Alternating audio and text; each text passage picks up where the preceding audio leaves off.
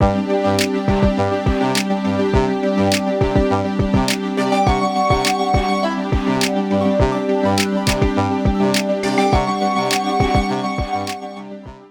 pessoal, eu sou o Jorge Oliva e vamos agora à segunda parte da explanação sobre gestão de segurança de alimentos, sobre boas práticas para alimentação, boas práticas no serviço de alimentação. Vamos sempre colocar como referência a nossa RDC 216, emitida pela Anvisa, da qual tem tantas outras que apoiam. RDCs e normas regulamentadoras, emitida pela Anvisa, emitida pelo Ministério da Agricultura, emitida pelo Ministério da Saúde, todas elas nos ajudam a quê?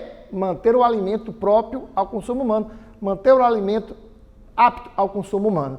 Esse é o principal objetivo de todo modelo de gestão de segurança de alimentos, manter o alimento sempre apto ao consumo humano. Neste capítulo, nós vamos destacar lá da RDC 216, dois itens. O primeiro, que é o controle da temperatura e do tempo sobre o alimento.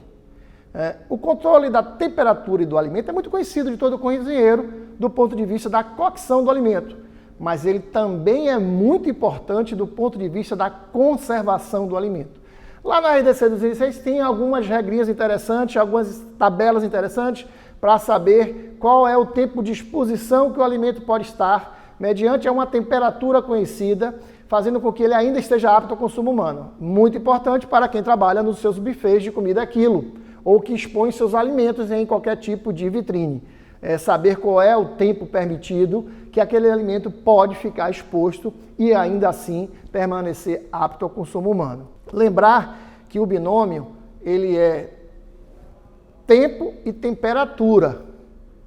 Essas duas variáveis determinam quanto pode ficar este alimento exposto sob determinada temperatura. Os shows eles têm uma temperatura acima de 65 graus. Abaixo de 5 graus, as saladas elas podem ficar um determinado número de horas expostas sob aquela condição e ainda assim estando apto ao consumo humano. Lembrar que sempre todo modelo é para manter o alimento sempre próprio ao consumo humano. Então, a temperatura conhecida como temperatura de risco é entre 5 graus e 65 graus. Essa temperatura de 5 a 65 deve ser mantida em no máximo até 2 horas, hein? E consumir. Aí não consumiu, tem que descartar o alimento. Vamos lembrar? 5 a 65, 2 horas de exposição. Se não consumir, tem que descartar. Abaixo de 5, as saladas. Aí já começa a ter um escalonamento. Pode ficar mais 4 horas. Acima de 65, sob temperatura do fogo ou de uma resistência elétrica, pode ficar 4 horas. Então, o controle da temperatura e do tempo é muito importante para que a gente mantenha o alimento sempre apto ao consumo humano. Por isso, a gente destacou aqui este item para levantar a ideia, levantar a leitura, principalmente para quem expõe o alimento à venda. O outro item, que são as contaminações. Um item muito importante para quem produz alimento. Contaminações, elas podem ser físicas, químicas e biológicas. Lembrando que dentro da biológica tem uma muito importante chamada contaminação cruzadas. Então, as contaminações físicas, elas se caracterizam por algo físico que caiu no alimento. Um cabelo, um prego, um parafuso, uma lâmpada que se quebrou, caiu dentro do alimento e que foi ao serviço para o cliente. É muito indesejável. A gente tem que manter um controle absoluto disso. Nada físico no alimento que não seja já ingrediente. Então, a contaminação física ela se dá dessa forma. Na cozinha, pessoal, o controle é absoluto. No serviço de atendimento, o controle é absoluto. Lembrando também os buffets que tem uma comida exposta, devem manter também no buffet o seu padrão de qualidade de prevenção a contaminações físicas. Outra forma de contaminação é a contaminação química, que pode se dar também de diversas formas.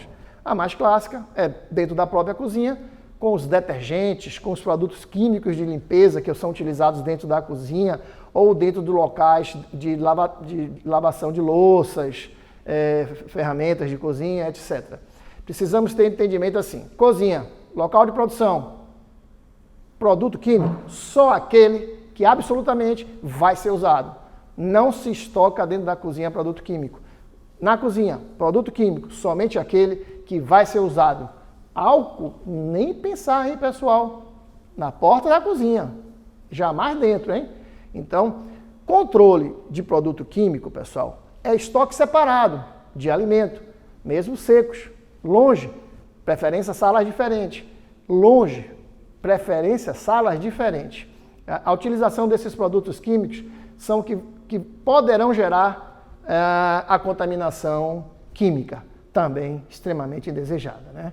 A outra contaminação é a biológica. Ela vem através de contaminações de bactérias, vírus, protozoários, todos estes micro-organismos que possam ter contato com o alimento e que o tempo permita o crescimento microbiológico, e aí tem um problema.